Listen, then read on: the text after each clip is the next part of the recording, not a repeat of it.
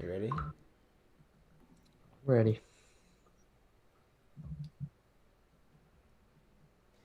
Okay, and we are live. Hello, everybody, and welcome to the Nova MMA show, episode 4. I'm your host, Nick, joined with my co host, Jova, and we got quite a bit to unpack for you today. So, as you can see, we have. Oops, sorry, just hit the mic. As you can see, we have a new overlay here. We are now Yes, sponsored sir. by my clothing brand, Suho Apparel, Suho1004, Redefining Humanity. You can follow us on Instagram, Suho Apparel, at Instagram, on Instagram. Yeah, that's our sponsor. So, we got, like I said, we got quite a bit to unpack today. So I do want to start with obviously, I mean, the pretty stacked card that we had over the weekend that turned out to be so-so, in my opinion, in my humble opinion. I think it was okay. It wasn't no barn burner like we thought it was gonna be, but I think we had some pretty eventful fights and some pretty meaningful fights happen on that card. So, Jova, why don't you open us up? What do you want to talk about that happened on this Sure. card? First, let's start off with my boy on the early prelims, Uros Medic versus Alan Cruz. Like I said, he was gonna win. If you go back and you watch our episode 3, I made a prediction. I said he would win somewhere around the first round, and what did he do? KO, TKO in the first round.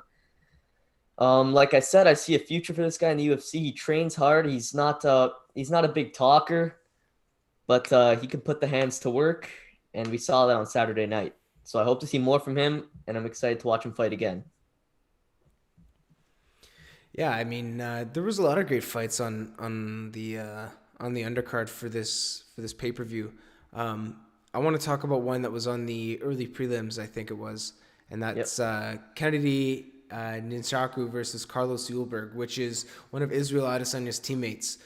So, for those of you that don't know, there was a little bit of hype surrounding this fight because he was making his UFC debut, and we were supposed to see like what kind of skills he's bringing over from City Kickboxing with working with Izzy and all those guys in that camp, Alex Volkanovski and you know all those guys that train over there. Having a coach like Eugene Behrman, it was interesting to see how he approached that fight. He came out really strong, Yulberg, in my opinion. He definitely gassed himself out in the first round, 100%. And then you could kind of see in the second round, he got a little bit of a second wind, but he just was not moving his head. And I think it was DC that was making a point of it. During the fight, he kept saying, look at Yulberg, man. He's not moving his head. His head is just on the center line. And, you know, Ninjaku just kind of veteran move. He just, held his composure, stayed very composed, took the shots, ate everything that Yulberg had, and you could kind of see the panic in Yulberg towards the end of the fight, when he got knocked out. Is he just kept putting so much out there, and nothing was really hurting Nunchaku, or maybe he just wasn't showing it, and yeah, it just kind of led to the knockout. Nunchaku knocked him out, and I think that was fight of the night. So I Mm-hmm. think that was it was a good fight. I mean, I don't know where either of these guys go from here. To lose your debut like that, coming from, especially when you've been hyped up by the champ, by the champ on the card, it's it's tough. It's tough to see where you go from there. So, I mean, Drova, what's your take on that? I mean, at the end of the day, like you said, it was his debut. He had to go in there. All he had to do was win. All he had to do was win. He didn't have to do anything fancy. But the game plan was off. He gassed out, like you said, and that cost him the fight. But at the end of the day, they both went home with an extra 50K from the fight of the nights. And that's that. All you can do now is come back because they're not going to scrap him because he's one of Izzy's teammates. So they're not going to scrap him. They'll probably give him an easier fight next time. And if you saw the fight going into it, he was a betting favorite, minus 230. And he lost that fight. So people who bet on Kennedy made some money. But all you can do now is go back, reassess, try and save your gas next time, and that's it. I agree, man. I think he's gonna take a lot of lessons from this fight, and if he comes back, I'd hope to see him come back stronger. Moving on, let's talk about Joseph Benavidez versus Askrov. I mean, damn, that was a pretty exciting fight. I mean, we got to see JB get kind of beat up for like the third time in a row, which wasn't really fun to watch. But he put up a better fight than his other performances. Askrov, I mean, geez, what can you say about that guy other than he had a great performance, and he definitely gave Jay Benny a nice run for his money there. So, I mean, it's sad to see Joe Benavidez, kind of lose, and nobody wants to see him go out like that. But it wasn't a horrible fight. It's just to see where he goes from here. I don't know where he competes at the top of the division. He has nothing left to prove. I don't think he's going to get another title shot. Yeah, I don't know where he goes from here. Jova, what do you think? Yeah, overall a good performance by Askarov. A lot of people didn't expect much from Joseph Benavidez. He's on the losing end of his career now. I think it's over for him, and he should just hang up the gloves. Don't get me wrong, he's a good fighter, but it's just not for him anymore. There comes a certain time in life where you gotta just know when it's over, and it was over there. And he, like you said, he's not getting another title fight. He lost two in a row, and now he's on a three-fight losing skid against I think Askarov was ranked like 10 plus. But as for Askarov, he put on a good performance. It was unanimous decision. I saw the fight. There was some good kicks in there. I like that. I like the handwork. And like I said, Joseph Benavidez, I don't know where he goes from here, but it's nowhere pretty. So that's Yeah. that's all there is for me. But I noticed you skipped over the Kai Kara France fight, so I just want to take a step back and talk about that one because that was a good one. What were your opinions on that fight? Jeez, man. After watching the Yulberg fight, I was kind of scared for Eugene Behrman's guys because I was a little bit Hmm. superstitious. The first guy catching an L on the card. I didn't want them to be 0-3 for the night, so I was nervous. And watching him get kind of dominated on the ground by Tornin, it was like it was so hard to watch. But my God, did he come back and just put on a clinic and knock him out? I thought the post fight antics were pretty funny too. How Herb Dean kind of forgot to like wave off the fight, Yeah. and that's why Kai Kara France just ran back to like finish him with a hammer fist, and then that's when Herb Dean stepped in and said, "No, no, no, no, no, it's over, it's over." For those of you that don't know, the fight's never over until the referee goes like this and calls the fight. Otherwise, you keep fighting. The fight is never over until the referee pulls you off. So I mean, it was pretty funny. And Rogerio Bontornin, I mean, he got up and got pissed. But what are you gonna do, man? It's a fight game, and that was a crazy fight. What about you, Jova? What did you think? I mean, I was watching the fight. Kai Kara France was losing the fight. He was on the losing end for like the whole fight. In the last 30 seconds, he comes and face plants Rodrigo. And sorry, it's Rogerio, sorry. Face plants him, and then he walks off. He calls the fight himself. He says, "I'm the referee now." Herb Dean forgets to wave it off, which what are you gonna do, right? You make mistakes in life. Herb Dean forgets to wave it off, and Kaikar France is like, "Oh, really? You want some more?" He goes back for the finish, and Herb Dean finally waves it off, and Rogerio gets mad, whips the mouth guard at him. I found that pretty funny. And at the end of the day, Kaikar France goes home with the win, and I hope to see more performances by him. But you can only get lucky so many times, right? One good left hand to the face, and that's it. But he's got to figure out how to win the rest of the fight, not just the last 30 seconds. Yeah, man, I agree with you. In terms of him just coming back, I think good performance from him. Hmm. Moving up towards the main card, I guess, right? Let's talk about the opener, Rakic versus Santos. I mean, kind of boring. I think Rakic did what he had to do to win. Santos, what are you gonna do? He just didn't perform the way that we expected him to or wanted him to. But the fight was pretty boring. Not much to say about it. I mean, what about you, Jumbo? What did you think? Yeah, I mean, what is there to say, right? At the end of the day, it was a fight with a guy, an old man with too many tattoos, and a young man with too many tattoos and more to come. But it was pretty boring fight. There was like what I think it was no knockdowns on either side for a light heavyweight fight. That's kind of surprising. It was like they were feeling each other out the whole fight. So boring. I almost fell asleep watching it. But at the end of the day, Rakic came out with the win. You could tell during the post-fight interview, Joe Rogan was even falling asleep, given that he was like, "Okay, Get off the mic already, right? But I don't really know where Rakic goes from here because it wasn't that impressive of a win. It could have gone either way if you ask me. And that's all there's to say about it. I mean, I don't know what you want me to say. I almost dozed off watching that fight, took a little beauty nap, but the rest of the card didn't really disappoint. So at least we still got that to talk about. Yeah, I agree with you. I mean, the next fight on the card, Makatra versus Drew Dober. I talked about in our podcast leading up how I wanted Dober to win, and I was rooting for him because he was the underdog. How But did that go? I mean, Makachev, man, he's crazy. He's Khabib 2.0. What else can you say about the guy? He took him down. He did what he needed to do. Seeing Khabib in his corner was cool. Yeah. Although I did think Drew Dober stood, I thought he would have had more of a chance against Makhachev, considering like Makhachev's only loss in the UFC was him getting KO'd, right? And watching that over again, it was like he suffers with guys that have that fight in bursts like that, right? And I just thought Drew Dober was gonna bring it, but props to Islam Makhachev. He made him tap to an arm triangle.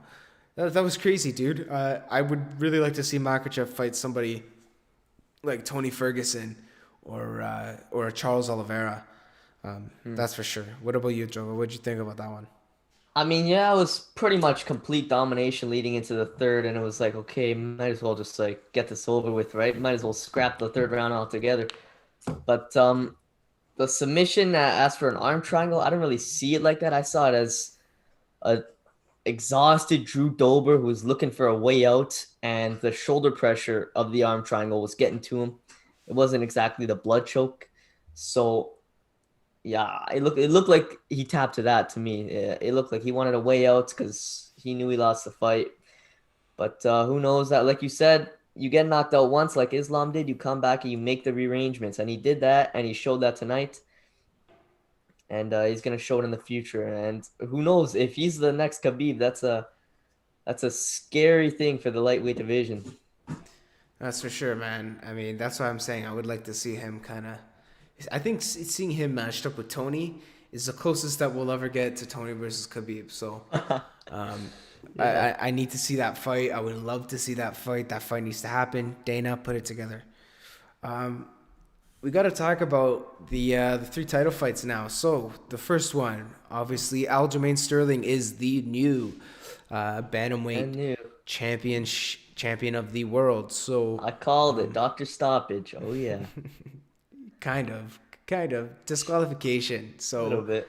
I mean, clearly illegal by Piotr Jan. So for those of you who didn't watch the pay per view and didn't splurge the $79.99 for the pay per view, Aljamain Sterling got kind of illegally kneed by Piotr Jan and therefore won the championship because he couldn't no longer fight.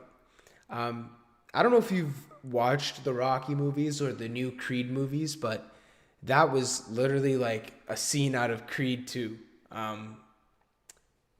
Where the Russian gets disqualified for illegally hitting the American and knocking him out in the middle of the ring. So it's crazy. It's crazy, man. And seeing the way Sterling's going about it, I mean, I don't know how to feel. I don't know how to feel about it. I support the guy because, he really didn't do anything wrong, but also I don't think he's taken his licks. He's already talking about fighting Cejudo over the Yeah. rematch with Jan. He's getting really defensive over having the belt. I mean, dude, there's no need to post about it. No need to take pictures with it and call yourself the champ. You know what happened. We all know what happened. And as a competitor, I would like to think that he would want to get that one back and be considered, the real, quote unquote real champ, not just a paper champ. Because let's be honest, that's what he's being referred to right now is the paper champ. He won the belt for a disqualification. He was losing the fight towards the end. Piotr Jan was putting it on him. It was not looking good for Aljo. He Not looked even like towards the end. no Sorry to no cut you off. yeah, no worries. But towards the end, Jova, dude, it was pretty clear. Jan was taking that. I think Aljo came out strong in the beginning, came out strong in the first, but I think the output was a little too much for him. he couldn't really keep up with his own pace, and he was just trying to push Yeah. himself a little more than he could kind of stay. But yeah, I mean, what do you think about that one? I mean, like you said, he came out with this funky style. They don't call him the Funk Master for nothing, but sometimes you gotta know when to cool it down a bit. Like you said, he couldn't match his own pace, and that was the problem of the fight. He came out there and spinning shit, spinning elbows, spinning back fists, this and that.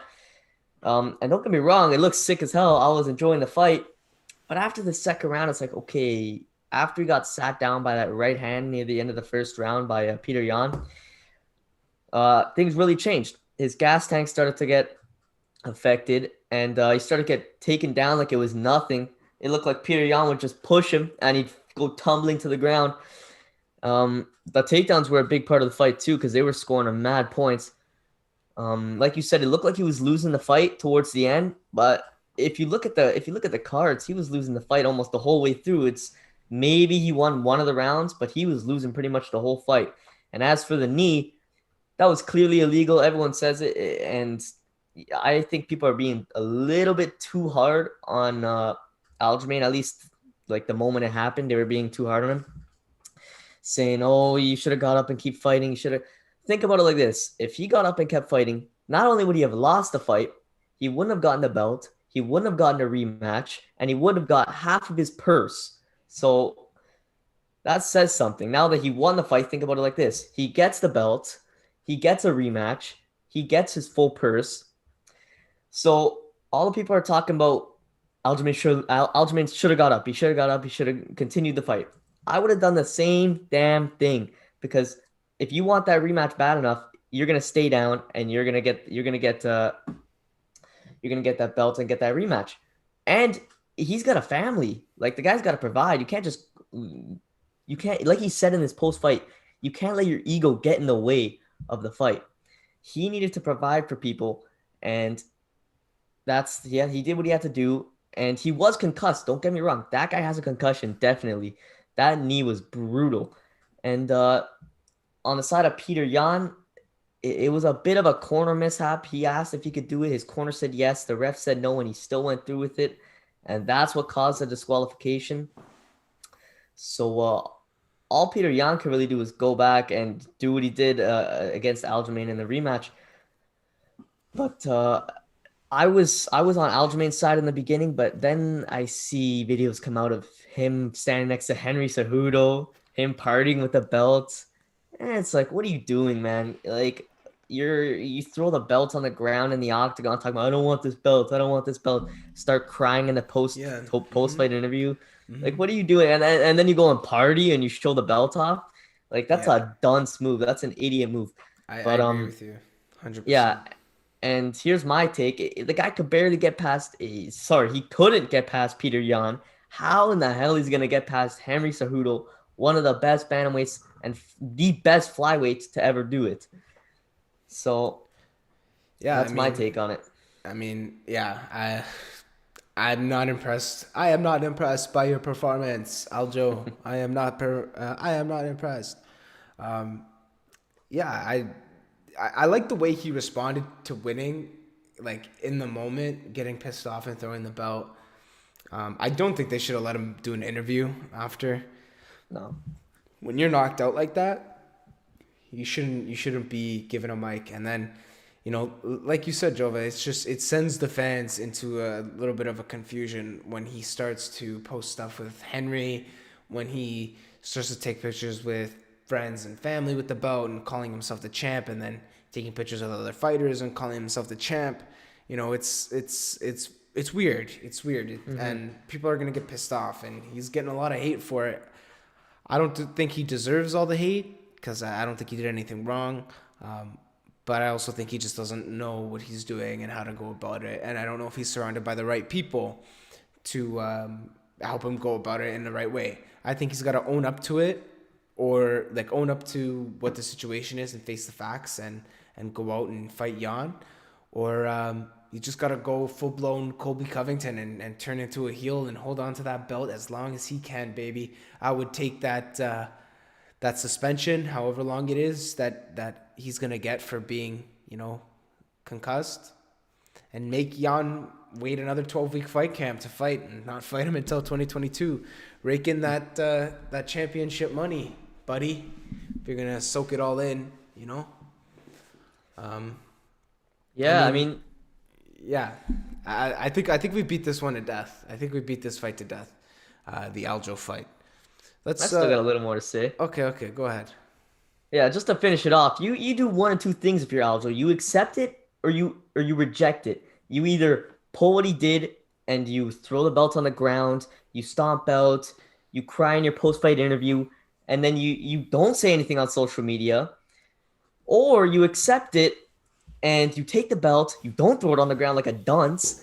You do your post-fight interview, you just thank everyone and be humble and say you'll come back and do better. You can't do both. The guy's trying to do both, and that's the problem here. But that's about all I have to say. Yeah. Moving on to the co-main. Geez, what a clinic by Nunes. Just completely manhandled Megan Anderson. This fight, honestly, and you know, it just reminded me of when I kill a spider in my room. You know, like when you see a spider in your room, like it takes so much of yourself just to go and kill it, but I don't know. Megan Anderson just looked kind of scared. She didn't know what to do. Amanda just attacked her, and she was kind of flying all over the place. And Amanda had a little bit of mercy and just kind of took her down with a quick submission. You know, not much to say. Like just complete dominance by Amanda Nunes. And you know, I heard that they're thinking of closing the featherweight division now after that fight. And you know what? If that's true, it's a shame. It's definitely a shame. I'm personally a fan of having more divisions in the UFC.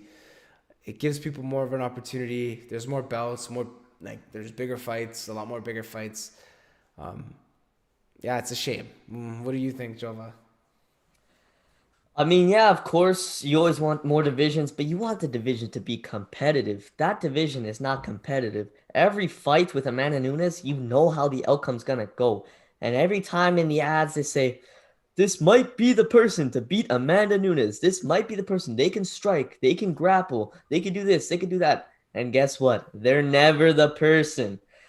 So at this point, Amanda Nunes is like pet exterminator, exterminator, sorry, and and featherweight division is just a house full of rodents, and she cleaned that house out so well, and there's not much left for her to do, but I think a good fight, or an amazing fight at that much, would be her versus Valentina Shevchenko at I think it's 135. If Valentina were to go up, that would be pretty cool. Challenge her for the belts, or Amanda Nunes could try and go down, but I don't know if she can get to that weight because that would be a lot of cutting. But I would still like to see that. Nevertheless, as for the featherweight division getting scrapped, I'm not really sure how I feel about it because, like you said, more divisions is always like more action, more fights. But it's just getting repetitive at this point. Like you see an up and comer build themselves up. It's like boxing now. You see someone build himself up, and then get absolutely demolished by Amanda Nunes. And it's just getting kind of like annoying at this point because you know how it's gonna go. And as for the fight, like you said, it was a clinic. It was more of a walk-in. Amanda Nunes just came in casually, did her job, and this badass bitch, she oh, she put this girl in an armbar and a triangle choke, and then had her hug her baby. That's the definition of the baddest woman on the planet right there. I don't if that's not it, I don't know what is. But that's all I really have to say about that fight. Amanda Nunes is like, I think she'd give some guys in some of the male divisions a problem. But that'd be pretty dope if we could see that, even though that's probably never gonna happen. That's all about that's really all I have to say about that fight. Yeah, I mean, I'd like to see Nunes fight Shevchenko for a third time, but I don't see that happening just because you know they had two close fights before, and Amanda won both by decision. So I don't know. I think that kind of eliminates the trilogy. We've never seen that. I think we've seen it once in the UFC, and it was recent between two veterans. I forget the names, but I remember One guy got the best of one guy two times, and this was the trilogy fight. If somebody finds that fight or knows, put it in the comments below if you Think? find this podcast. But I can't remember what video that was. But yeah, no, I don't see that happening. Like I don't see that fight happening for a third time. So I think Amanda's just gonna kind of remain the GOAT of 135. I don't see anybody taking that away from her. I think Amanda's a GOAT, and I am on the Amanda bandwagon. Yeah, I knew. Hold on, I knew it. The one you're talking about, Tito Ortiz fought Ken Shamrock 3 times, and he won all 3 of them. No, it wasn't. It wasn't that one. It was another one that happened on a UFC fight night recently. Oh, then Yeah, I'm not sure. but yeah, no, there was a few of them like that. Yeah, But my point is that we just don't see it. We don't see it a yeah. lot. It's not You like. know what I mean? Yeah, of course. Jova, why don't you open us up with the main event, Jan Blachowicz Yeah, of versus course. our boy Izzy. I mean, you and I had the same pick, so Yeah, you I mean, dissect this one. we had the same pick. A lot of people I know had the same pick in the MMA scene. A lot of people had Izzy winning, but it's kind of difficult now because Izzy was he advocated for size doesn't really matter, technique over size, precision over power, this and that, right? And he moves up and he dares to be great, like he says in his humble defeat. And he lost to Jan Blachowicz, a unanimous decision. It wasn't really the fight I was hoping for it to be. It was pretty technical in the first 3 rounds, but in the fourth round, Jan got him on the ground. And in the fifth round, he did the same thing. And that's what really spelt the fight for him. But in terms of Izzy's loss, I'm not really sure what he he got tired out by the third round, and Jan took advantage of that. I'm not sure if it was part of his strategy to wrestle later rather than earlier, but it was pretty sad to see one of my favorite fighters in the UFC take a loss, and now that John Jones super fight is off the table completely. Because think about it, if he can't get over on Jan Blachowicz, who wasn't even on Jones's radar, or well, he is, but he's not at the moment. How is he gonna fare against John Jones? He would get absolutely killed now that you look at it, right? But it's one of those things that it looks better in hindsight, right? What do you think? I agree with you. I mean, uh, since that was brought up, the idea of Izzy versus John, I always thought that was just it was just talk, man. That was always just like some fun banter between the two. I think John Jones right now would smash Israel Adesanya just because of his wrestling background, man. And we saw that here. Izzy's a kickboxer. He's amazing in Muay Thai and kickboxing. His fight IQ is greater than anybody else's. In this fight, I think his mistake was he was a little bit laid back in the build up, and I didn't see a fire. It was almost like he didn't care.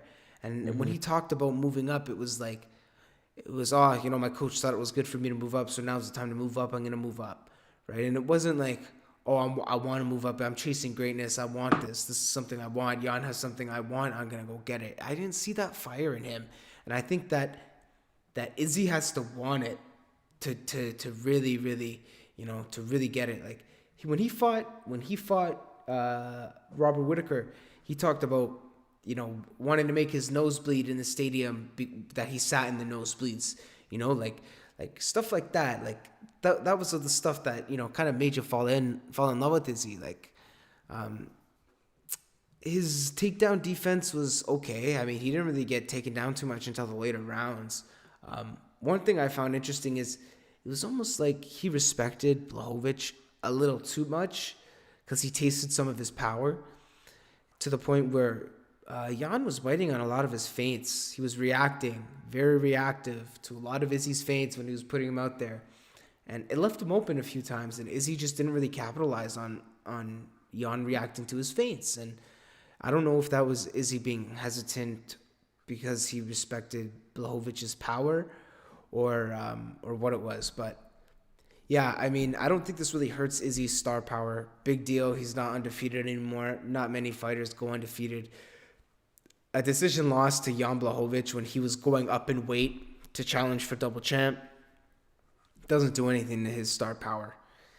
If anything, it gets more people to want to tune into his next fight because I think we'll see something spectacular when he goes down to middleweight and whoever he faces next down there. So I don't know. Do you have anything else to add here, Jova, on that fight? Yeah, just to piggyback off what you said about not seeing the fire under his ass, like you saw in him versus Costa, he wanted his fight. He legitimately disliked that guy. And like Robert Whitaker, he had something to prove. He had a chip on his shoulder, and he was gonna show the world that he could be middleweight champ. And then when he was defending against Paulo Costa, he showed that, you know what, I don't care that this guy's way bigger than me. He's only 13-0, and I've been doing this for years and years and years, and I'm about to put him to sleep. And he did. And like you said, he was relaxed. He was a little bit too relaxed, laid back. And his coach pitched him the idea, hey, why don't you go up a weight class? He's like, okay, why not? I'll do that. But it's not something he wanted to do himself. He had no reason for doing it rather than becoming the first undefeated double champ, which didn't happen. But there's always a motive behind greatness. And there wasn't really one there because, like you said, he respected him a little too much. He was biting on his feints too much, and he had the techniques. You saw him throw that front question mark kick, and just wasn't landing for him. Some of his signature techniques weren't working for him, but when they were, they worked. But he just wasn't using them. Like you said, he tasted that 205 power, and he wasn't really feeling it. So, like you said, it won't affect his stock. The guy's a great fighter. He'll go back down to middleweight and he'll fight either the winner of Robert Whitaker versus Paulo Costa or another fighter like Darren Till, maybe. If Darren Till gets in there and wins a fight, maybe he'll give him a shot next. I've been hearing a lot of talk about that. But it's all up to what he wants to do. But he has to have a reason behind doing it. He can't just do things because, okay, this seems like a cool idea. No, if you look back at all his fights, he's had something to prove. And that's what made him great, if you ask me. Yeah, I agree with you there, Jova. Yeah, so I think that wraps it up for that event. So moving forward to this Saturday, March 13th, we have Edwards versus Bilal Muhammad, which was originally supposed to be Edwards versus Chimaev. But we all know what happened to Chimaev. So, let's make the best of this card. Let's see what we have. So I'm gonna read out the card here, Jova. I'm gonna read it out one by one, and then we'll go back, circle back around to the first fight, and just talk a little bit about our anticipation for it. If there's a fight that we don't really know the fighters, then we just say, we'll wait and see. We'll wait and see this Saturday. Yeah, of course. So to start off, we have Matthias Nicolau versus Manel Cape. So that's to start off the card. This is the main Oh, you're card. missing one. You're missing one. Which one is it? First, to open up the main card is Eric Anders versus Darren Stewart. Are you sure that's not the prelims? No, that's the opener for the main card. That's so weird. Okay, continue. You open up then, because I of must course. have the wrong stats. Okay, so Eric Anders versus Darren Stewart. Darren Stewart's coming off a loss to, I think it was Michael Holland, but I'm not 100% sure, so don't quote me on that. Eric Anders, I've never heard of him before, but I'm a Darren Stewart fan. I like the way he fights. He could be something if you ask me. He's just got to get a couple wins under his belt, and maybe he'll get into that contendership status. But Darren Stewart, he's a good striker. I saw him against Kevin Holland, and that fight could have gone either way. So I hope to see a good fight from him. As for Eric Anders, I'm not sure. I've never seen him fight before, and I haven't heard his name. So I can't really put my 2 cents in on that until after the fight. But then after the fight, I'll definitely have something for you guys. Yeah, so then after that one is the Manel Cape versus the Matthias fight, right? Yep. Yeah, okay. So then we have Angela Hill versus Ashley Yoder, Danny Ige versus Gavin Tucker, Ben Rothwell versus Felipe Lins, Misha Serkinov, fellow Canadian, versus Ryan Spann, and the main event, Leon Edwards versus Bilal Muhammad. So, there isn't really any huge fights happening on this card, even the main event. They're trying to push this card to be they were pushing it along with UFC 259 and all of the promo packages. I could see the Mhm. marketing there.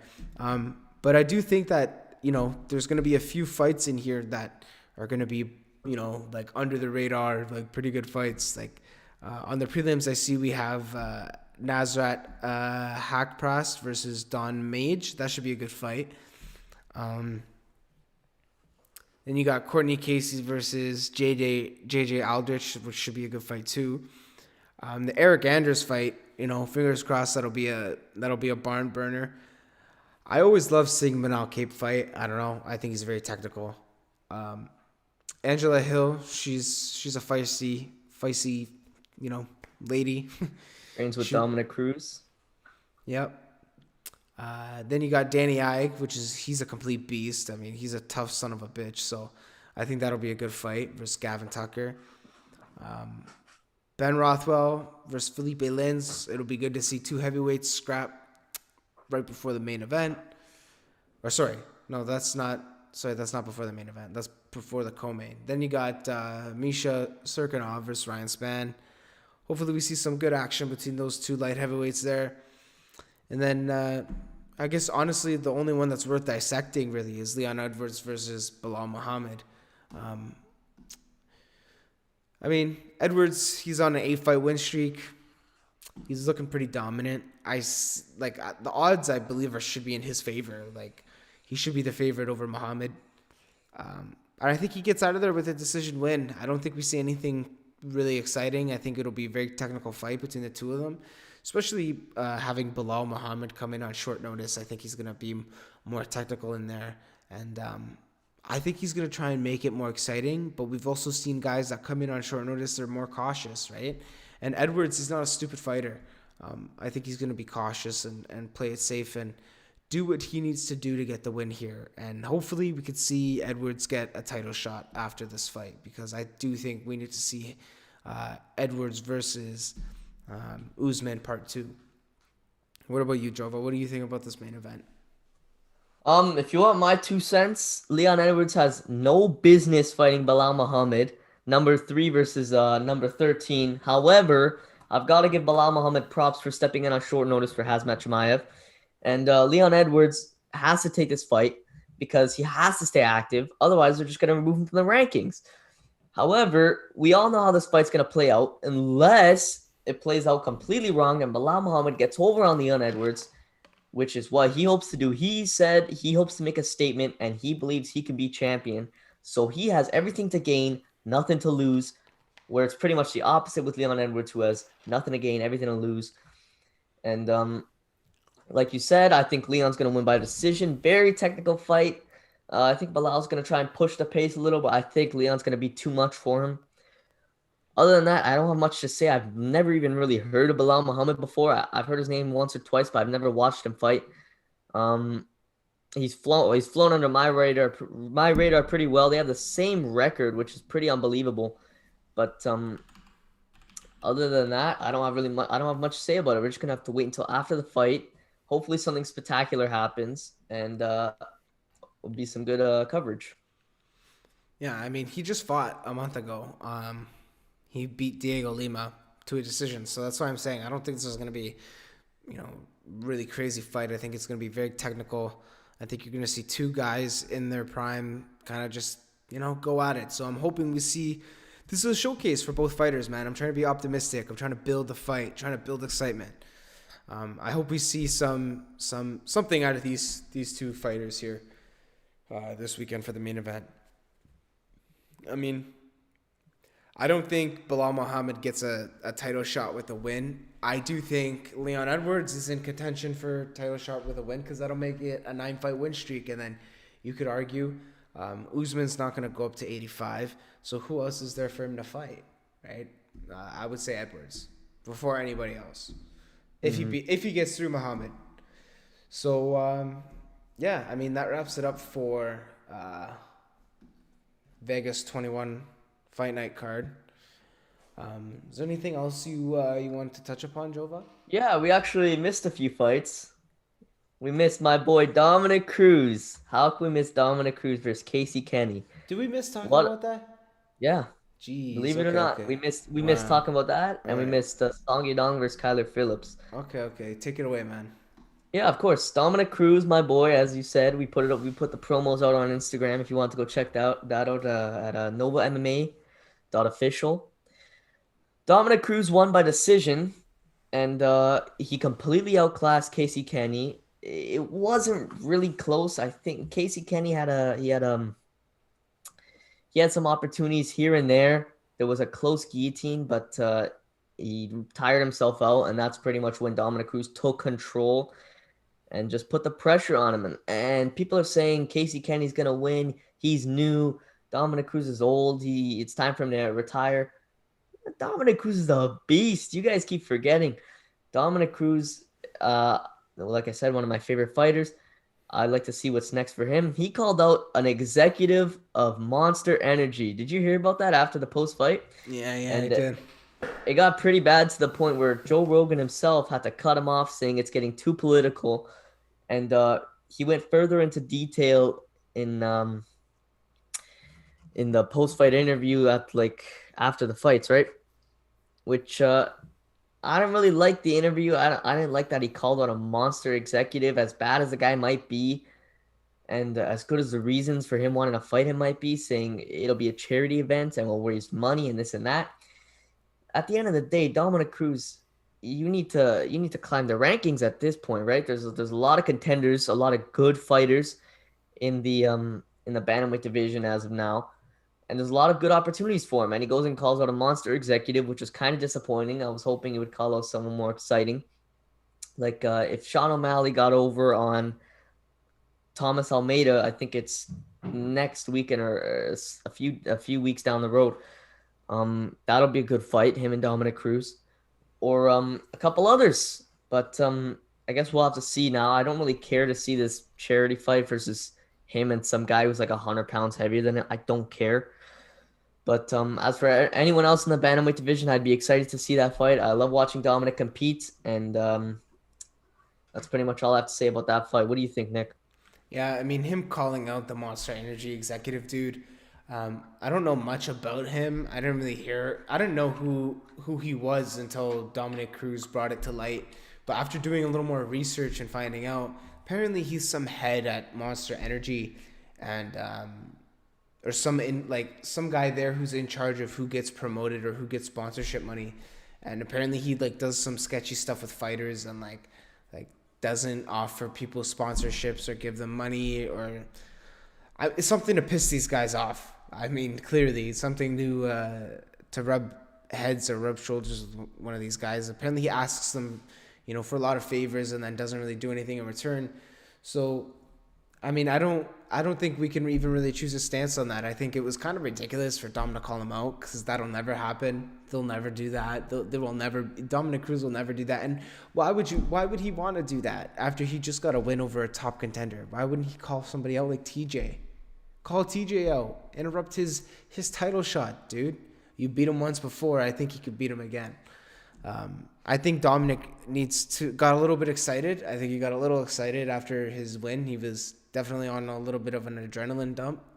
I think he needs to take his time, reassess what's the next smart move for him, and go forward from there. Never mind fighting Monster Energy guys that have 100 pounds on you, my friend.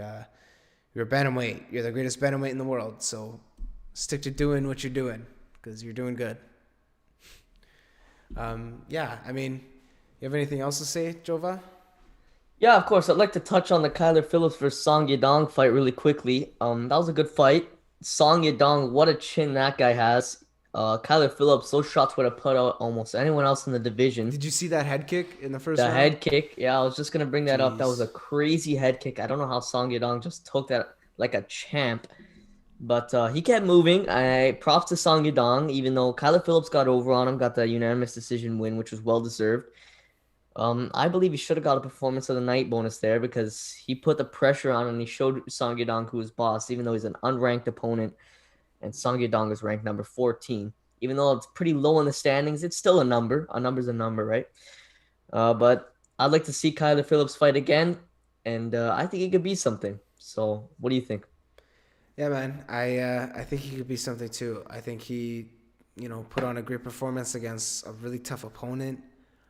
But damn, Song Yadong is a beast, man. He took the best shots. That head kick would have put anybody else out cold. Yeah, it's crazy, man. These guys are on a different level. I would love to see where they go from here. Kyler Phillips definitely, he's got a bright future ahead of him. Bright future ahead of him for sure. To have a performance like that against a tough contender like Song Yadong, Definitely. for sure. Guy started fighting at 16 years old, Song Yadong. He's crazy, man. He's a Yeah. beast. He's a friggin' beast. All right, let's move on to the MMA news.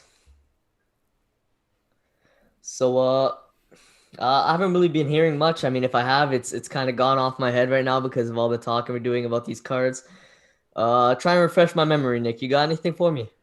Well, I mean, not much happening in the news this week other than the events after the card, right? We